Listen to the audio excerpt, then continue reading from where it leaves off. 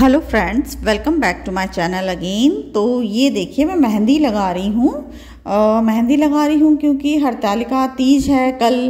तो हरतालिका तीज से एक दिन पहले का ये वीडियो है और शाम का वीडियो है। शाम को जैसे पड़ोस की बच्चियां हैं जो कि मेरे ससुर जी के पास 8वीं बोर्ड वाली पढ़ने आती हैं, तो उनके जब हो गई थी कोचिंग तो उनको मैंने रोक के मैंने कहा कि थोड़ी सी मेहंदी लगा दो। तो बहुत अच्छी मेहंदी लगाती हैं वो। तो देखिए एक हाथ में तो मैंने उनसे मेहंदी लगवा ली थी क्योंकि दूसरे दिन तीज का दिन था और फिर पूरे दिन मुझे टाइम नहीं मिलेगा क्योंकि स्कूल भी जाना होता है और घर का काम भी था। तो शाम को वक्त था मेरे पास, तो मैंने कहा कि लगा लेते हैं 1 घंटे में, मतलब सूख भी जाएगी और सूख के फिर निकल जाएगी तो फिर काम कर लेंगे करके।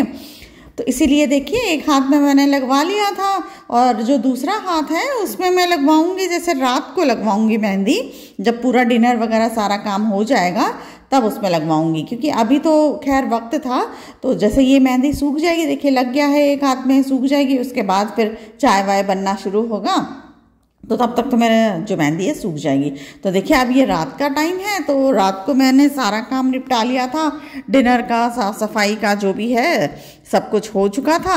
और रात को जैसे पड़ोस में भाभी जी हैं हमारे और उनकी बहू थी, तो वो बहुत अच्छी मेहंदी लगाती हैं, जैसे कि आपको दिख ही रहा होगा कि कितनी सुंदर मेहंदी वो लगा रही हैं। तो उन्होंने कहा कि रात को मैं लगा दूंगी करके, तो फिर वो आ गई थी और उनका भी वो भी काम अपना सब कुछ निपटा के आ गई थी और फटाफट देखिए कितनी स्पीड से वो मेहंदी लगा रही थी। वैसे तो मैंने थोड़ी स्पीड इंक्रीज़ कर रखी है लेकिन फिर भी उनकी स्पीड काफ़ी अच्छी थी और उन्होंने देखी कितनी सुंदर मेहंदी लगाई है। बहुत ही सुंदर सा डिज़ाइन उन्होंने बनाया था अपने मर्जी से, काफ़ी अच्छा लगा हम सभी को। तो मेहंदी तो चलो दोनों हाथ में मेरे लग चुकी थी। अब चलते हैं सोने के लिए क्योंकि 11 मतलब बज चुके थे, 11 से ऊपर ही हो चुका था टाइम। तो फ्रेंड्स ये मॉर्निंग का टाइम है तीज वाले दिन का और सारा काम करके मैं पूजा पाठ मैंने कर लिया था क्योंकि स्कूल जाना था, फटाफट मैं काम कर लिया था मैंने। हेलो फ्रेंड्स, तो आज है दिन हरतालिका तीज का। तो आज मैं रखती हूँ हरतालिका तीज। तो आज व्रत है हमारा जिसमें कि हमें पानी वगैरह कुछ नहीं पीना है। पानी पियेंगे कल सुबह। जो ये तीज करते हैं वो तो जानते ही होंगे कि कल सुबह नहा धो के पूजा पाठ करके पानी पियेंगे। तो अभी तो मैं चलती हूँ स्कूल से आके करूँगी पूजा पाठ, जो भी है उसकी बाकी तैयारी करूँगी। और फ़िलहाल कुछ तैयारी तो मैंने कर ली है और अब आने के बाद फिर तैयारी करूँगी और मिलती हूँ आपको आने के बाद। और देखिए ये आज ये कलर की साड़ी पहनी है मैंने, पिंक कह सकते हैं, रानी कलर की। तो कैसी लग रही है साड़ी आप ज़रूर बताइएगा। फटाफट जल्दी से पहनी है साड़ी क्योंकि स्कूल वैन आने वाली है अभी। तो आप सभी को हरतालिका तीज की शुभकामनाएं मेरी तरफ से। तो मिलते हैं आप स्कूल से आने के बाद।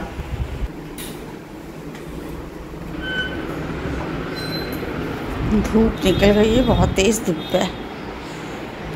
स्कूल वैन आ गई है।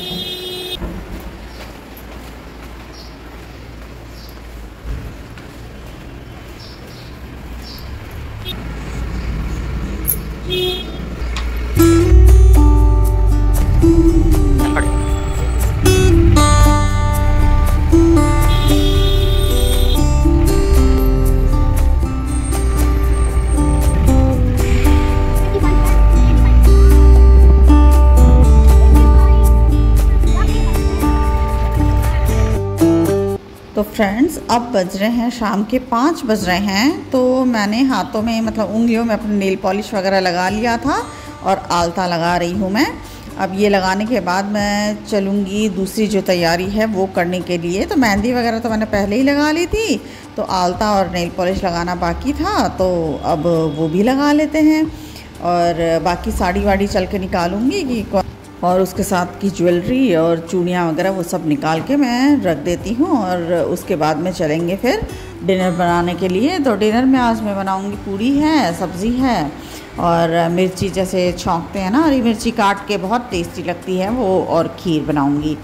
तो इतना भाई हम तो नहीं खाएँगे लेकिन जो घर के बाकी लोग हैं उनके लिए तो हम मतलब आज ये खाना बनता है। तो देखिए आलता मैंने लगा लिया था और ज़्यादा बहुत ज़्यादा मैंने डिज़ाइन नहीं बनाया था, लेकिन फिर भी बहुत सुंदर लग रहा था। और देखिए दूध गरम कर लेते हैं क्योंकि खीर बनाना है। तो दूध मैंने मंगवा लिया था पास ही डेयरी से, तो दूध मंगा के उसको चढ़ा दिया था क्योंकि दूध अच्छे से खौल जाएगा। उसके बाद में फिर जो चावल है उसको धो के मैं डालूँगी खीर बनने के लिए। और मतलब बाकी जो सब्जी बनाना था तो आलू वगैरह मैंने उबाल लिए थे। और चलते हैं अब चावल को भिगो देते हैं थोड़ा सा, मतलब 10 मिनट भिगो देंगे खीर, ताकि बहुत ही अच्छे से बनती है अगर आप धो के चावल को 10-15 मिनट ऐसे ही रख दो तो।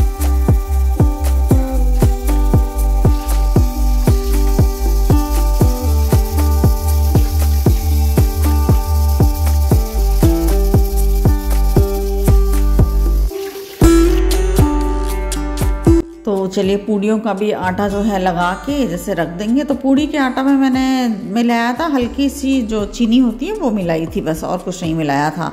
और तब तक थोड़ी जैना जी आ गई थी क्योंकि मुझे बहुत, मेरी तबीयत जैसे ख़राब सी होने लगी थी क्योंकि प्यास बहुत ज़्यादा लग रही थी। हमारे यहाँ बहुत ज़्यादा गर्मी था और उमस था, जिसकी वजह से मुझे थोड़ा सा मतलब ऐसे अनईजी सा फील हो रहा था। तो जैना जी आ गई थी थोड़ा सा हेल्प करने के लिए। तो देखिए आटा लगा के थोड़ा सा सेट होने के लिए साइड में रख दिया था और खीर को चला लेते हैं। और पूजा जैसे ये पाटा भी है मैंने धो के रख दिया था पहले ही, तो वो भी सूख चुका है। और साइड बाय साइड हम चलते हैं कि पूजा की पूरी तैयारी सामग्री वगैरह इकट्ठा करने के लिए। तो फटाफट जैना जी हैं वो पूड़ी बेलती जा रही थी और सब्जी देखिए बन चुकी है। और मैंने पूड़ियों को जैसे तल लिया था। मतलब जल्दी हो जाता है ना काम, अगर कोई बेल दे और हम पूड़ियों को फटाफट छान ले। तो बस यही डिनर वगैरह तैयार करके फिर मैं चलूँगी तैयार होने के लिए।